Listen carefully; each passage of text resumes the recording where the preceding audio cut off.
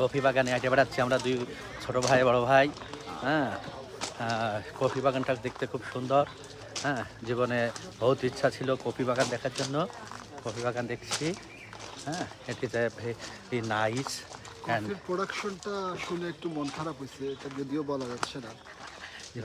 তারপরে হাগুরে দেখ যে মাঝে মাঝে আমরা বলি যে শালা হাগু খাওয়াবো, সে হাগু আজকে দেখছি। ইনশাল্লাহ বিপুলরে ঢাকায় নিয়ে ওই গুলশানের ক্যাশ মানে পেরি হোটেলে বসে ওরা একটু হাগু খাওয়াবো।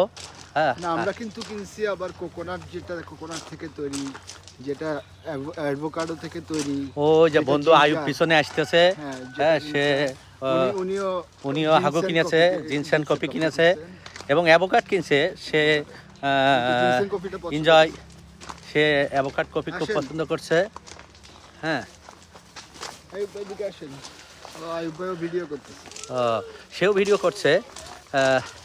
এখানে কিছু লেডি আমাদেরকে ক্রস করছে, এই যে ফরেনার। হ্যাঁ, ভালো একটা এক্সপিরিয়েন্স হলো, কফি বাগানের এক্সপিরিয়েন্স। কফি এক্সপিরিয়েন্সটা খুব সুন্দর।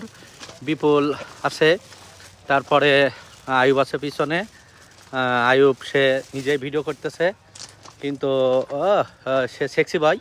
হ্যাঁ, আমার বন্ধু সে ভেরি মাচ সেক্সি। জিনসেন নিচে খেয়ে জিনসেন খাবে। আর আরে বাবারে আরেকটা অ্যাভোকাড কফি খাবে। অ্যাভোকাড কফি খাবে, খেয়ে সে কী করবে আল্লাহ জানে।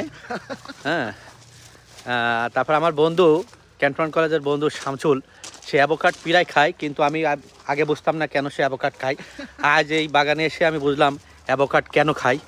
তা সবাইকে ধন্যবাদ, অ্যাভোকাড কফি খালো। ওকে, থ্যাংক ইউ ভেরি মাচ।